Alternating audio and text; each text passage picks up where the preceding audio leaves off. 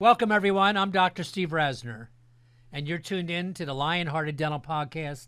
And yes, finally, I have a new podcast to offer you. I'm sorry. Here's the truth.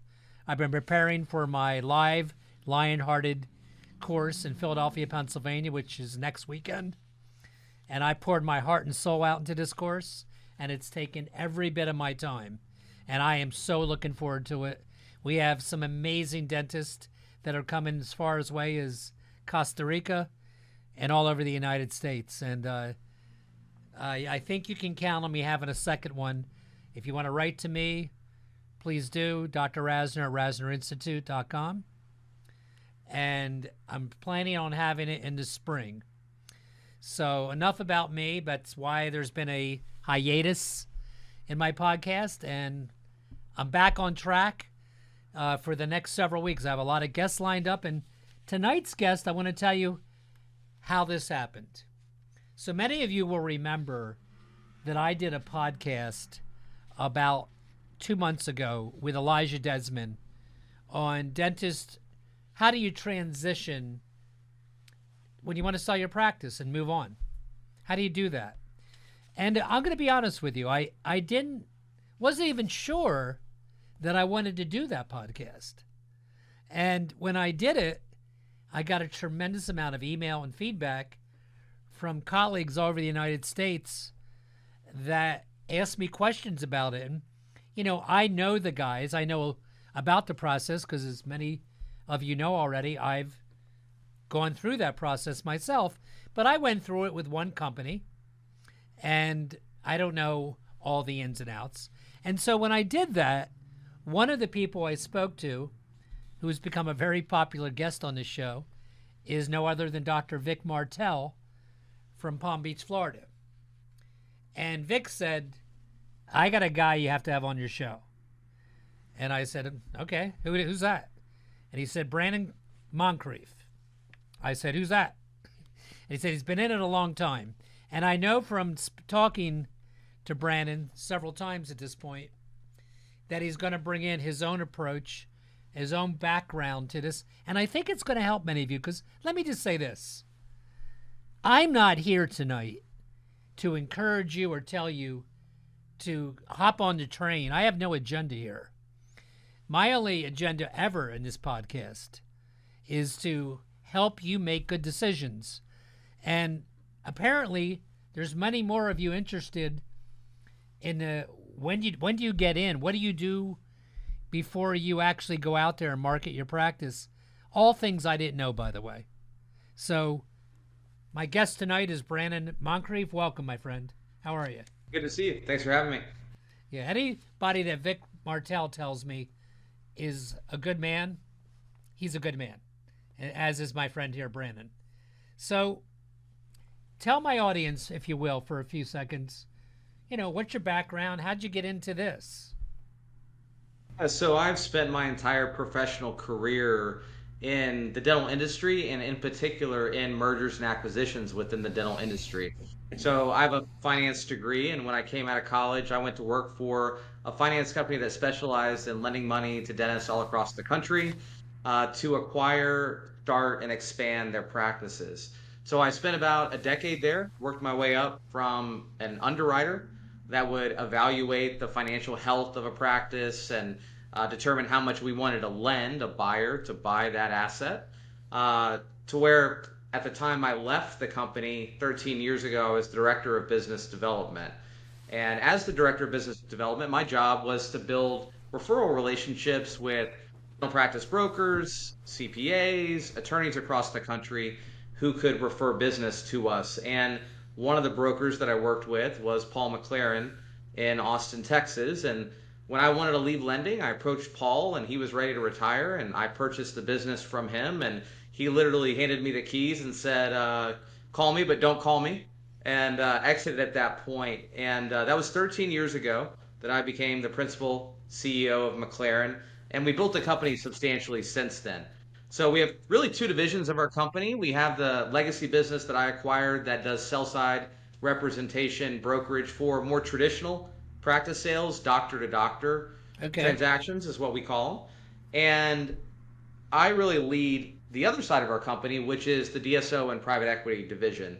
And we expanded nationwide about 5 years ago and built out a team and a process to provide sell side advisory to large practice owners who are looking to monetize all or a piece of their business by affiliating with a DSO or partnering with private equity. So we've been involved in that space for the past 5 years, represented over 200 practices that have taken on a DSO or private equity partner. And that's really the sandbox that I play in, day to day, helping doctors, one, like you mentioned earlier, get educated, right? What's your EBITDA? What's your practice worth? Private buyer versus DSO. Understand your why, and then once we've determined the value of the business, quantify the options available to you. And whatever path you want to go down, you want to sell to a private buyer, we can make sure that you crush it. You want to go down the DSO path, we're going to essentially create a bidding war among as many DSOs as possible to maximize the outcome when it comes to fit, deal structure, and valuation. Wow.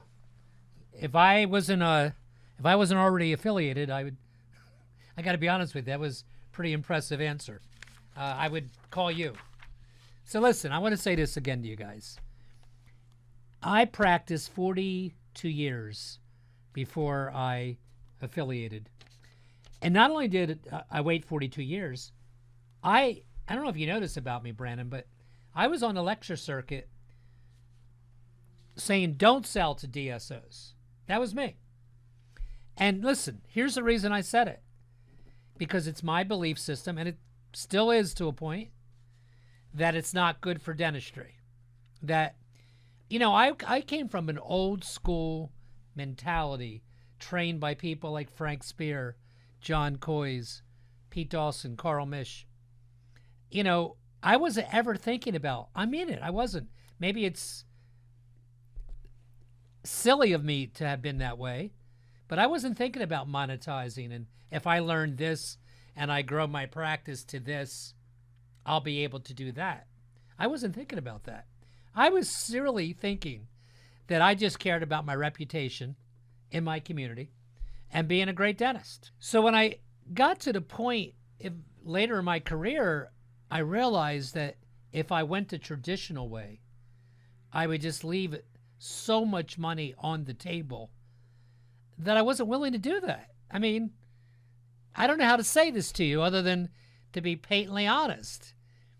I have my philosophy of what dentistry should be, and that has not changed. That said, I'm not going to leave millions of dollars on the table to stick to that philosophy. Call me a sellout. So I'm sure some of you won't mind saying that. That said, I have learned something, Brannon, that I'm going to ask you about, and I'm sure you're an expert at it way more than I am. I didn't know that there was different personalities of DSOs, just like there are dentists. So I thought they all just wanted to cut us up, make us take third-party insurance, expand, and that's just not true. There are different DSOs, and the one I actually affiliated with has stuck to the word. They've been they've been completely hands-off. So I've been able to do everything the way I used to do it, up to a couple differences that I'm sure he can enlighten us on tonight. So here's my first question to you. I mean, I told you why I just sold. Why is it that so many dentists... you know what, Brannon? I thought it was going to go away. I didn't think the tsunami of affiliation with DSOs would actually work and stay. So how did it get so big in the last 5 years? Why are so many dentists in this space right now? What do you think? It's a great question. I think it's a combination of things. So, like you, when I saw DSOs come into our backyard and being based in Texas, a lot of the DSO consolidation kind of started here. Arizona, Texas, Florida, the Southeast. And we pounded the table for a couple of years and said, no way in hell are we going to sell any of our practices to DSOs. And like you, I also thought that it wasn't legitimate it wasn't going to stick around. It was a fad that was going to build up and fall apart relatively quickly.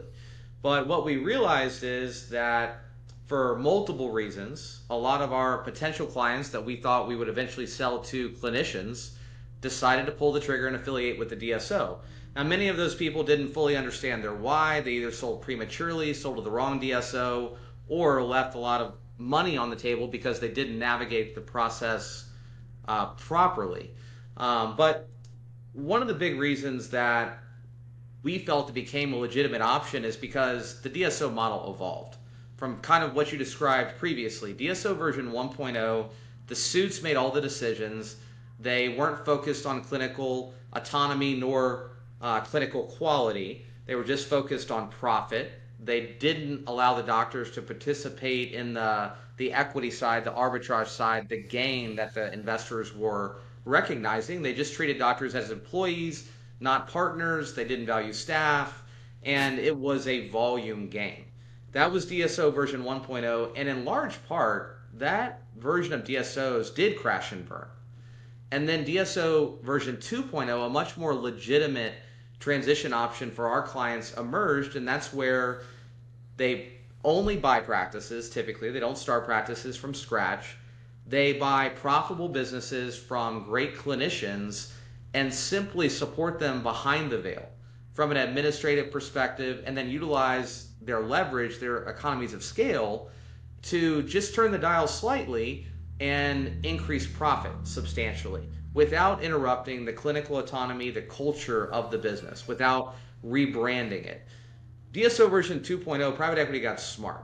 They realized that trying to buy a practice and reverse engineer a certain outcome was a losing proposition.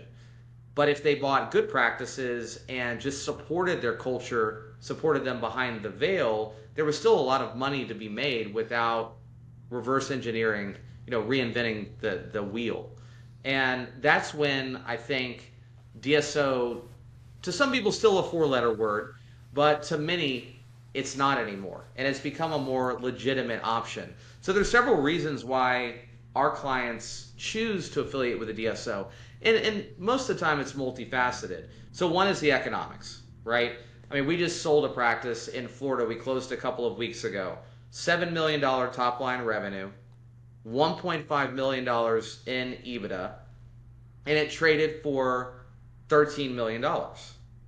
Well, that practice, if you were to try to sell it to a private buyer, would be nearly impossible to sell.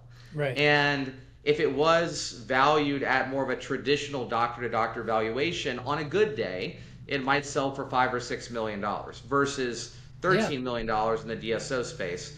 So the DSO deal has more structure to it, right? It's not going to be 100% cash at close, but in that situation, the cash at close was substantially higher than a private buyer would be willing or able to pay. And then our doctor has significant retained equity. They're a true partner in the practice on a go-forward basis. So one is the economics, just the delta between the private buyer valuation and the DSO valuation.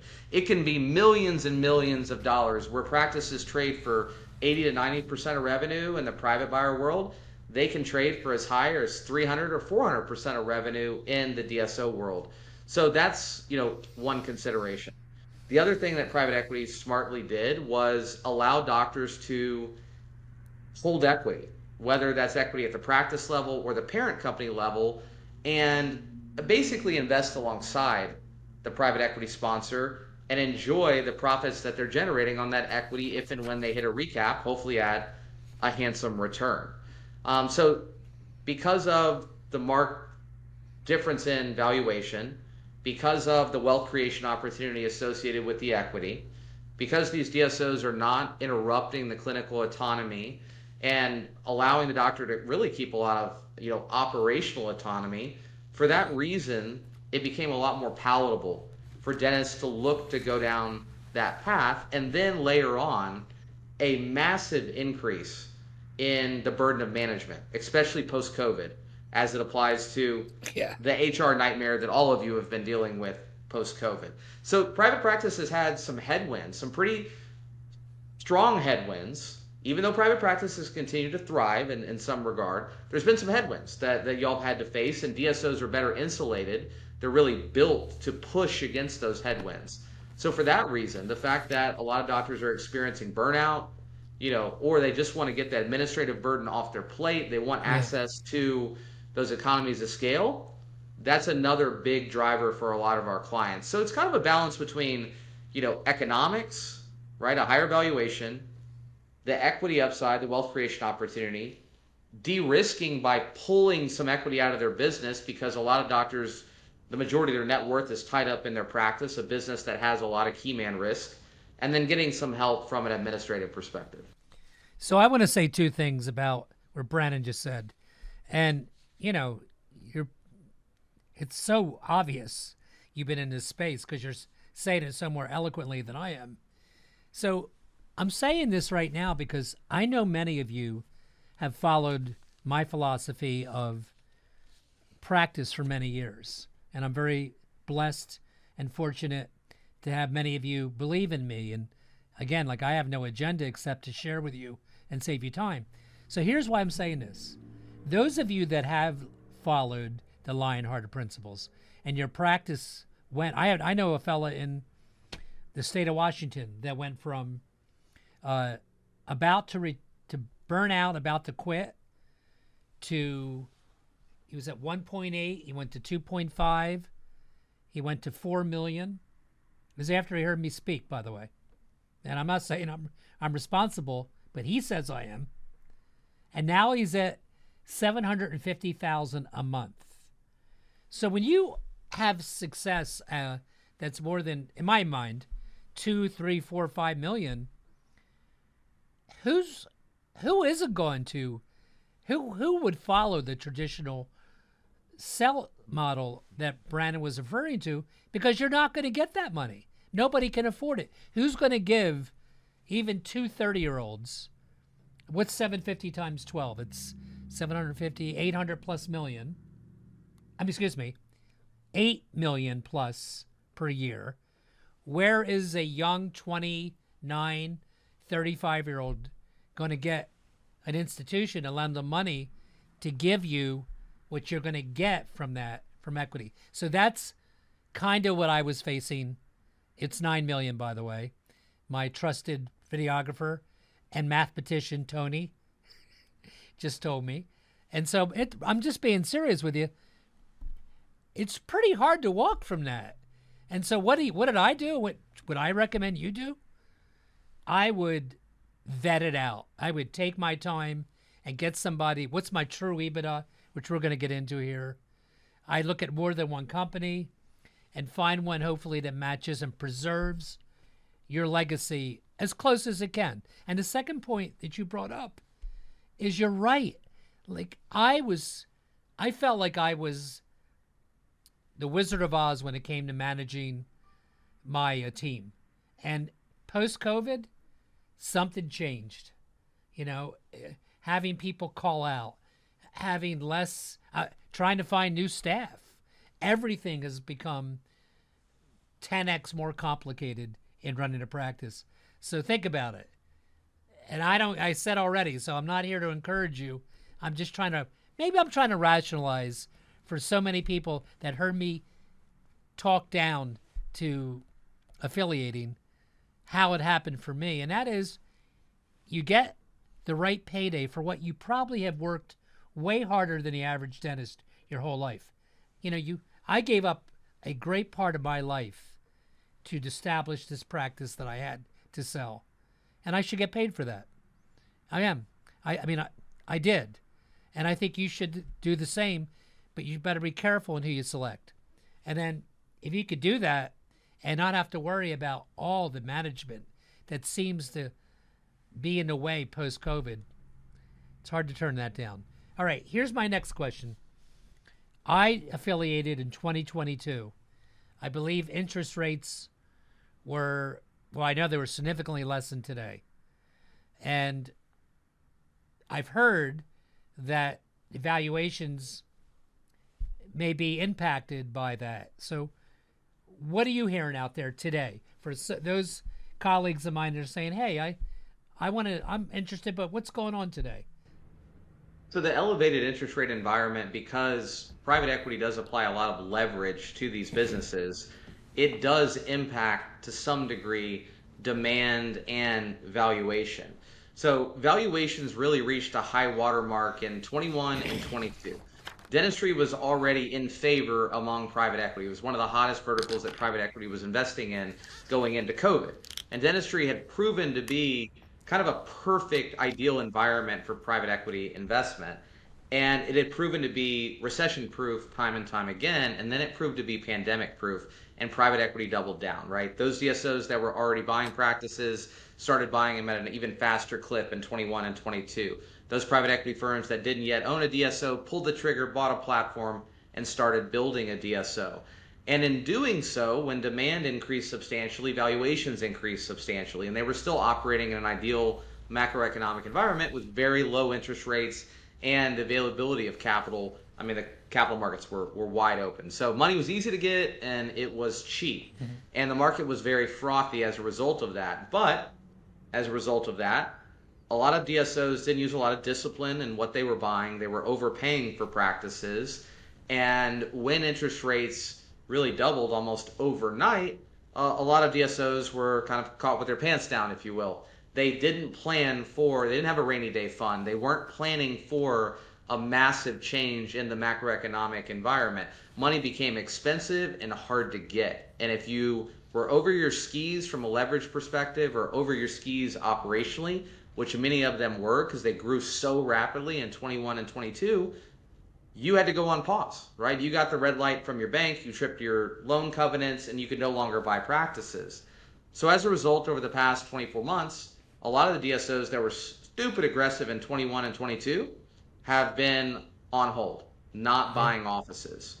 Now, you would think that that would have a marked impact on valuation and demand, but what happened was a lot of entrepreneurial doctors that were building practices with the goal of selling them to a DSO or private equity, they took on a financial sponsor in 21 and 22, and they've kind of stepped up to fill the void that some of these other DSOs that have been on pause left in the marketplace. So demand's actually remained relatively steady. It's not the same set of buyers bidding on practices today that were bidding on offices 2, 3, 4 years ago.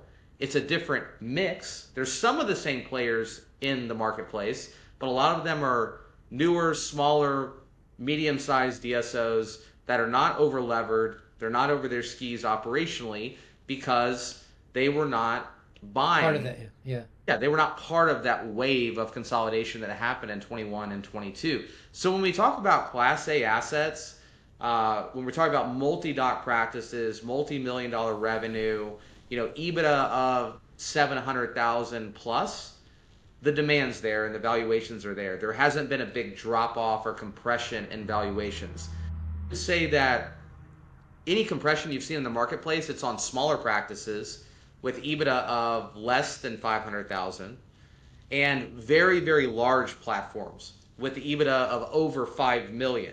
It's just hard to secure debt at that level. So many of the institutional investors have been waiting for interest rates to come down before they start acquiring platforms again at 10, 11, 12 times EBITDA. And now we're kind of moving past the environment that we've been in the past 24 months.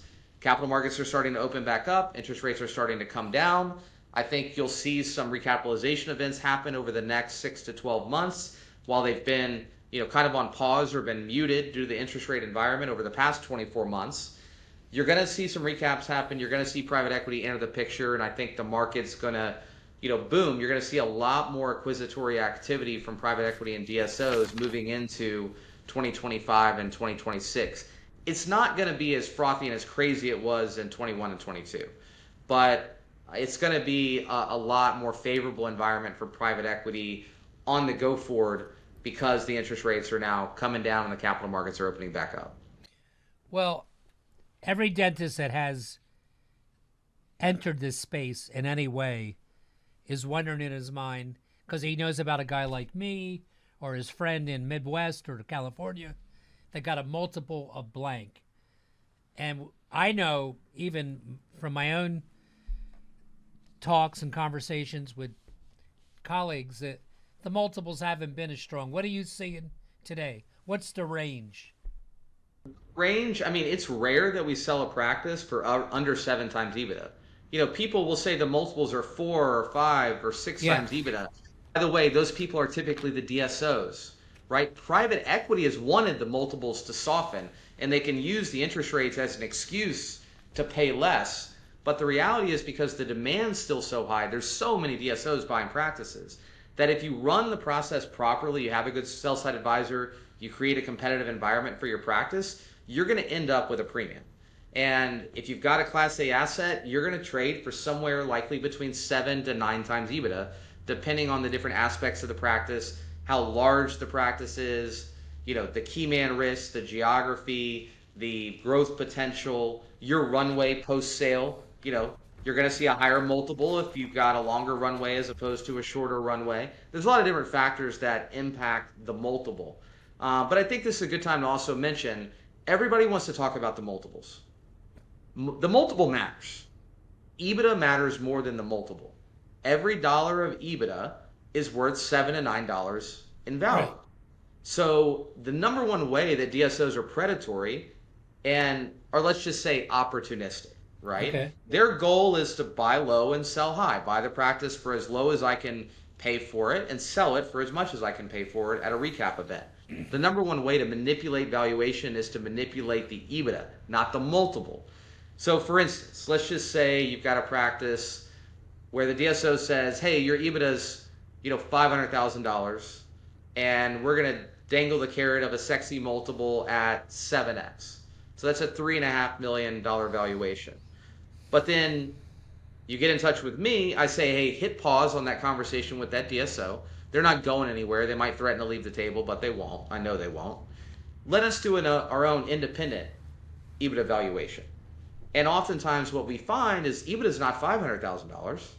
EBITDA is $700,000. And trading at a 7x multiple, that would be a $4.9 million valuation. So they're trying to rip you off for $1.5 million. And our job is to make sure that we control the narrative regarding EBITDA and get you credit for every dollar of EBITDA that you're due, and then create that highly competitive environment to move the multiple. So if I can move the EBITDA by $100,000 to $200,000, even if I only move the multiple by half a turn, there's an exponential return on investing in hiring us. Beautiful. Let me take me back. Let's pretend I did not affiliate in 2022, and I'm still here right now in October 2024. October 2024. What are the differences you're seeing out there from different DSO buyers or deal structures available in today's market? A couple of changes over the past, I'd say, 24 to 36 months. One is that DSOs have recognized that doctor turnover, in particular founder turnover, is their Achilles heel. So they prefer that the seller is available to have a vested interest in the business for a longer time frame, typically 5 years, whereas it used to be 2 to 3 years. Right. But it comes with more autonomy, less guardrails. Like you don't have to work chairside at all. So as long as you help manage the business and as long as the business performs well, you can backfill your production with associates and you have the ability to step away chairside. Whereas it used to be 2 to 3 year commitment, but you had to work a certain number of days a week or a month and produce at a certain clip in order for your relationship to be kosher. So that's been one change. They want a longer runway post sale. The other thing is that they want alignment of incentive, typically both at the parent company level of the DSO and at the practice level. So how do you align incentive at the practice level? In other words, if I'm going to buy your practice and you don't hold any equity in your own business, you only hold equity in the DSO, well, what's the incentive for you to continue to work hard in your own practice when you can just assume that all your other partners are working hard and you get kind of a free rider problem, right? The incentives are not aligned at the practice level. So there's been a move towards a joint venture equity structure where you monetize a piece of the business at close, let's say 60 to 70% of the business. But then from an equity perspective, you still have 20 to 40% equity at the practice level. And you might have some holding company stock as well. So the joint venture model where it's cash and practice level equity, or the hybrid model where it's cash, stock in the DSO, and practice level equity, that's a more popular model today than it was a few years ago. It's a model that MB2 in large part pioneered. They're kind of now the 800-pound gorilla in the joint venture world.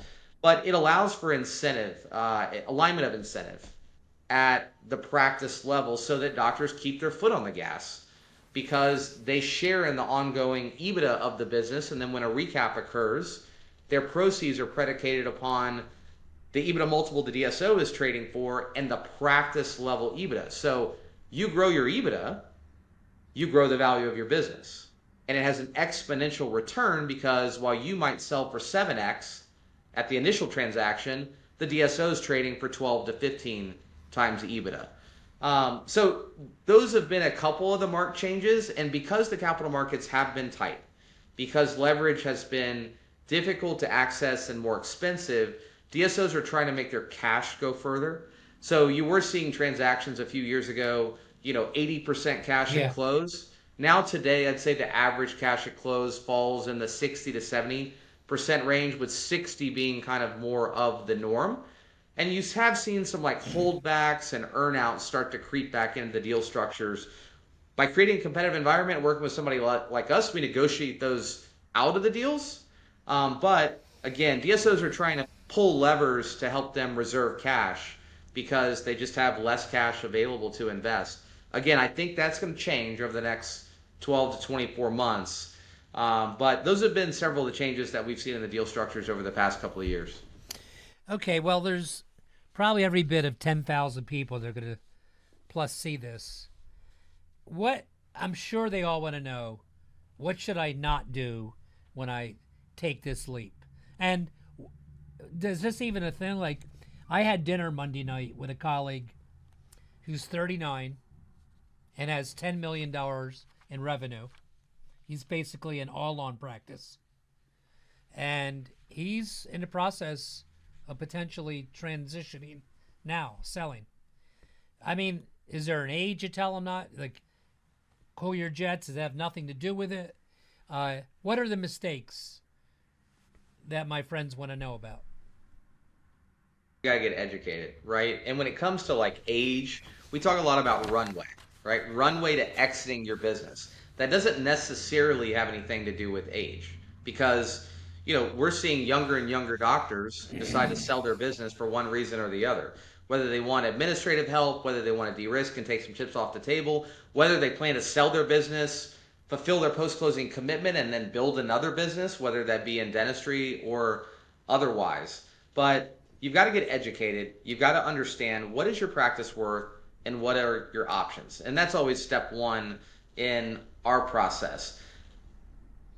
A few things you need to be aware of is that DSOs have built marketing machines designed to solicit large practice owners to enter into a conversation without advisors at the table.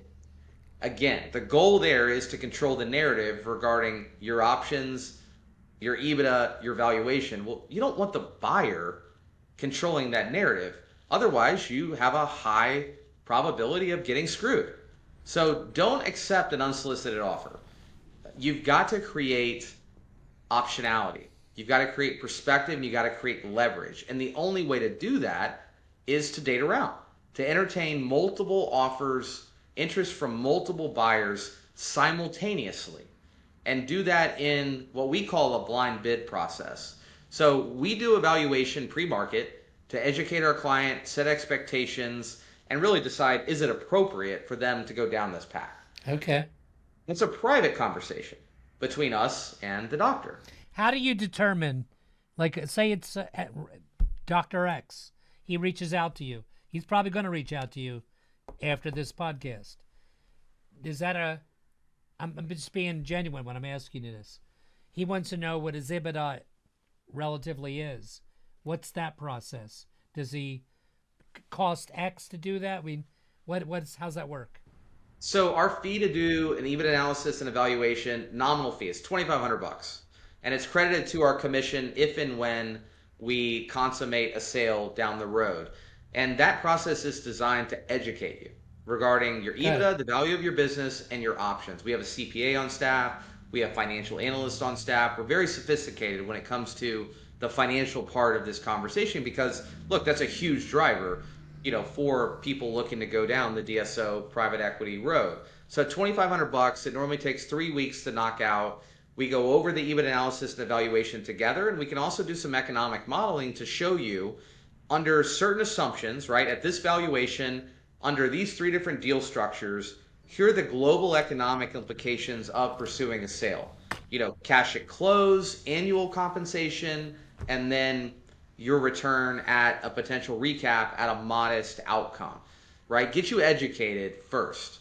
And the valuation conversation is a private conversation really designed to align expectations, right? Right. If I tell you, Steve, your practice is worth 8 million, but you want 15 million for it, well, let's not waste everybody's time and go to market because we're never going to get 15 million. Right. But we'll set an off-market, pre-market, private expectation with you that, hey, Steve, I think we can get 8 million for your practice. But when we take the practice to market, we're going to run what we call a blind bid process. So we actually create a true bidding war among DSOs. They're not going to ever know that we set that baseline expectation at 8 million. If I can get 9 million, 10 million, 11 million, I'm going to get it. That process is designed so that we don't leave a dollar of value on the table. And the vast majority of the time, we're going to exceed the valuation expectation that we set with our client. So the key is to get educated, have great advisors around you, create a highly competitive environment for your practice, control the narrative regarding EBITDA, and create the leverage and optionality you need to make a good decision, find the right partner, negotiate the right deal structure, and maximize the valuation. And everybody gets so caught up on the valuation. It's definitely important. But because there's an equity component, and because you're going to be there for 3 to 5 years, fit and deal structure are equally as important, if not more important, than the initial valuation. And just to show you how opportunistic DSOs are, I'll use kind of an example. So, and I could tell this story over and over and over again about 30, 40 different clients because oftentimes our clients are already in conversations with the DSO at the time they engage us. This particular client in Atlanta already had an offer in hand from a legitimate DSO at 6.5 million. His top line revenue was 3.5 million, very healthy EBITDA of 1.2 million. Now he thought, well, I mean, my alternative here is to sell to a private buyer. A private buyer would probably only pay 2.7 million, 2.8 million on a good day. I've got to offer at 6.5 million from a legitimate DSO. This sounds almost too good to be true. And his attorney wisely said, hey, before you ink that offer, call Brannon, let his team do an independent EBIT analysis and valuation.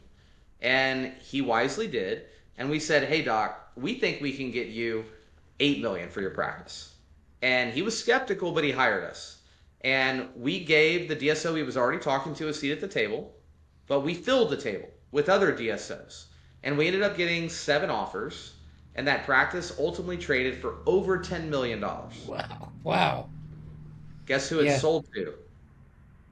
It sold to the same DSO that made the unsolicited $6.5 million offer.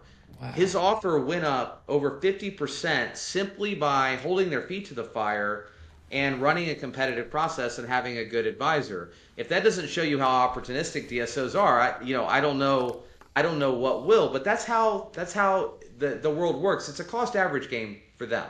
They're going to buy 10 practices. They're going to buy 7 of them directly from doctors that don't have representation for an under market valuation. The 3 they buy through us, they can afford to overpay for because it's a cost average game. If they've underpaid for 7, they can overpay for the other 3. Does that make sense? Yeah, absolute sense. And I get it because I know, look, a lot of dentists, especially guys from my generation, you have worked a very long time. You, for lack of a better expression, are literally tired and you're kind of ready to get out. I get it. And in your brain, just like mine, all these years, you were thinking, hey, my practice grows 4 million last year. Maybe I can get 2, 5, 3. Maybe I get 4 if I get 2 buyers that will collaborate together. And then somebody comes along and offers you 6. And it's so tempting because it's so significantly more than you had anticipated in your brain. Don't do that. Due diligence to the very fact that I'm bringing you a second guide tonight. It's 2 of I don't know how many on this show. Due diligence to it. Talk to more than one person. Your practice, if it's worth it, it'll be there. The person that's offering you the money, though, as Brannon said, they're not going anywhere. So do respect the lifetime of dedication that you put into this to be in a position to sell big. And don't do what I did. And I'd like you to comment on this. When I was negotiating in the beginning, I kept reminding them how great I was, me, that I could do everything. I can do periodontal procedures. I can do oral surgical procedures. I can do this. I can do that. Guess what I was setting up? Everything revolved around me. And if I had to... Correct. So my attorney got a hold of me before too much time had elapsed and told me to shut up and remind them that I have associates that can do procedures. Here's my takeaway for real. I don't know where you're at in your journey. I don't know where you're at in your career. But if you're in the best thing you could ever do on many levels, not even just the level of selling to a DSO, is invest the time and money in a good associate to train. Even if you lost them, you can't take the road of being fearful of training and investing a quality associate because you're scared they'll leave you and not be with you. In fact, if you're fair to them and you do invest in them and the relationship is authentic, and that includes what they're getting paid, you are setting yourself up in the opposite direction to build this empire that everybody wants. Everybody wants the office that's got key associates that can basically do what you do. Why wouldn't they want that? Am I right? Oh, absolutely. I mean, bifurcating the key man risk by spreading production among multiple providers will 100% increase the value of your practice. It's likely going to increase your EBITDA, and it's definitely going to increase your multiple. So let's wrap this up with this. I know you're on a flight today, and I do really appreciate you enlightening me, and it's too late for me, but it's not too late for you guys. Where does this go in? Where's this consolidation of our industry? It's obviously not going to end. Is it going to accelerate? What do you see? And how many dentists are affiliated now, if there's a percentage that you know about, and how many are still independent? So great questions, and nobody has a crystal ball, but private equity is going to continue to consolidate our industry. If you're in these echo chambers that some of these DSOs create, they'll tell you that they're taking over the world and that private practice is doomed and that the industry is already 40% consolidated. But the ADA just released statistics that 15% of dentists currently work for DSOs. So I would argue that we're only in the second or third inning of the consolidation wave. So the wave slowed down over the past 18 to 24 months due to the macroeconomic conditions we've talked about.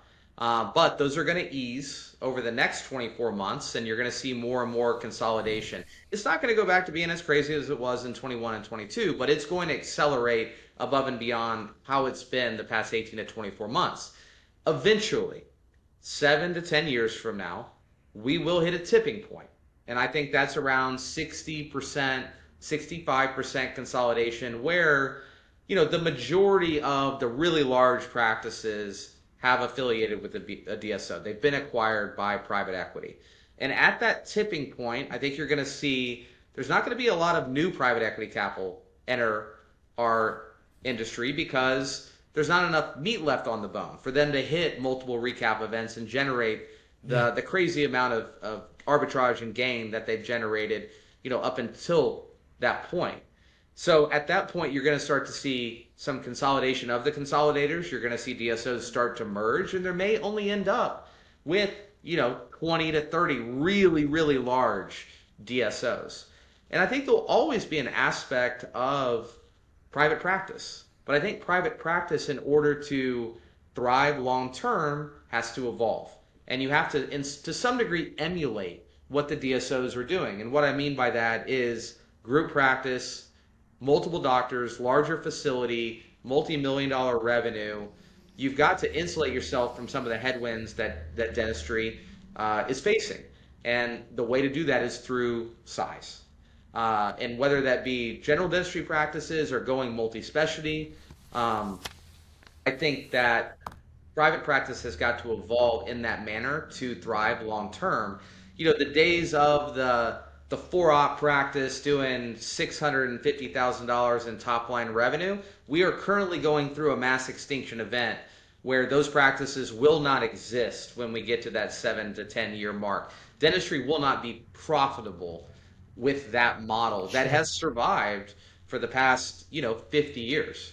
So I think it's going to be really interesting to watch it evolve. But private equity is not going anywhere. DSOs aren't going anywhere. They're here to stay, and that's why I think it's so important to get educated about what's happening in the industry and understand your options, and pull the trigger at the right time. Whether that's today or 10 years from now, I think you just need to quantify what's possible early and plan in advance.